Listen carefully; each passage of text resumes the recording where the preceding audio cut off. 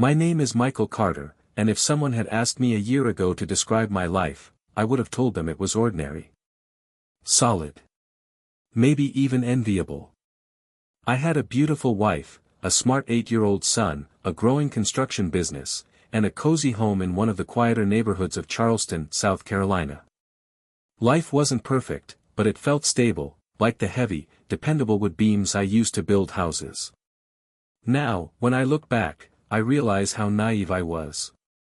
Stability can burn to ash faster than dry pine in a summer bonfire. The first sign. It was a Tuesday night in early spring when I first felt that something was off. I had been working late on a renovation project downtown, trying to meet a deadline for a demanding client. The night air smelled of salt and magnolia as I drove home across the Arthur Ravenel Jr. Bridge. Charleston glittered on the water, the historic rooftops lit by street lamps like a postcard. I remember thinking how lucky I was to live here, to raise my son in a place full of history and charm. When I stepped inside the house, though, the air felt strange. There was a faint scent I didn't recognize, not unpleasant, just unfamiliar. A kind of musky cologne mixed with the citrus cleaner my wife, Emily, usually used. I froze for a moment, listening. The house was too quiet. Emily? I called. No answer. I hung up my tool belt, set down my keys, and walked toward the living room. Emily appeared suddenly at the top of the stairs, breathless, cheeks flushed as if she'd been running. She was wearing a silk blouse I didn't remember seeing before. "Oh, hey," she said, a little too brightly. "You're home early." "Early?" I frowned, glancing at the clock. It was past 9. "Where's Noah?" I asked, referring to our son. "Already asleep," she replied quickly. "He was tired." Her tone was off. Too clipped. Too rehearsed. I wanted to ask why she seemed out of breath, why her phone was clutched tightly in her hand, but I didn't. I kissed her cheek, she flinched slightly, and told myself I was imagining things. After all, Emily had always been dramatic, her emotions running high like summer thunderstorms. That was part of what I loved about her. But that night, as I lay in bed next to her, staring at the ceiling fan slowly spinning, I couldn't shake the uneasy feeling that a stranger had been in our home. Cracks in the foundation. Over the next few weeks, little things started to pile up. Emily began staying late at the art gallery where she worked. She said they were preparing for a big exhibition and needed all hands on deck.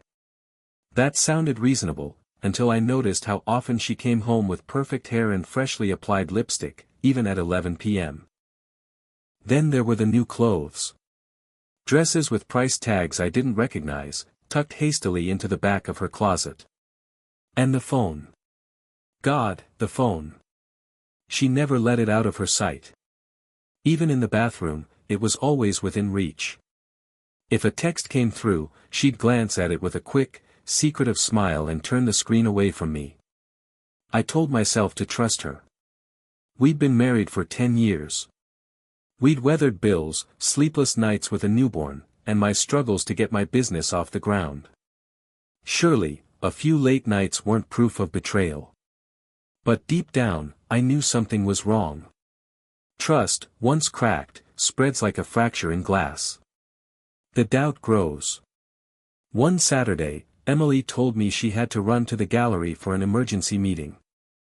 I offered to drive her, we could grab lunch afterward, but she declined too quickly. No, it's just, really boring administrative stuff, she said, brushing her hair back nervously. You wouldn't enjoy it. After she left, I sat at the kitchen table with a cup of coffee growing cold in my hands. Something inside me snapped.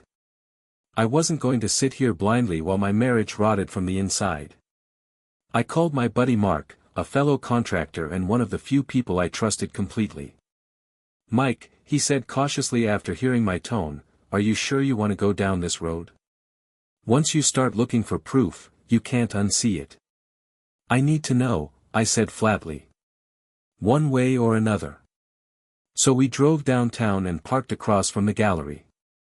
Charleston bustled with tourists and horse-drawn carriages, the air sticky with humidity. I sat low in the passenger seat, heart pounding. An hour later, Emily emerged, not alone. She was laughing, her head tilted back, that familiar radiant smile on her face. Walking beside her was a tall, silver-haired man in an expensive suit. His hand brushed her lower back casually, intimately, like it had every right to be there. My vision blurred with rage. I almost threw open the door and stormed across the street, but Mark grabbed my arm. "Think, Mike," he hissed. "You don't want to do this here, like this." He was right. I forced myself to sink back into the seat, trembling, and watched as they disappeared into a restaurant 2 blocks away. That was the moment I knew. The moment my marriage died, even if the paperwork hadn't caught up yet. The gathering storm. The next few days were a blur. Emily acted normal, too normal. She asked about my day, packed Noah's lunch, chatted about school fundraisers, all while her phone buzzed with messages she never let me see. I played along. I smiled, I nodded, I kissed her cheek goodnight. Inside, though, a storm was raging. I started paying closer attention. Receipts tucked in her purse. A lingering scent of cologne when she came home late. And finally, the smoking gun, a text message that popped up while she was in the shower. The screen lit up with the words, "Can't stop thinking about last night. Same place tomorrow."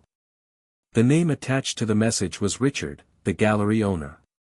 The same man I'd seen with her downtown. My hands shook as I stared at the phone. I wanted to smash it against the wall. Instead, I put it back exactly where I'd found it. I needed to be smart. I needed to plan. The trap. Over the next week, I gathered evidence quietly, methodically, like I would for a construction project. Photos of them together.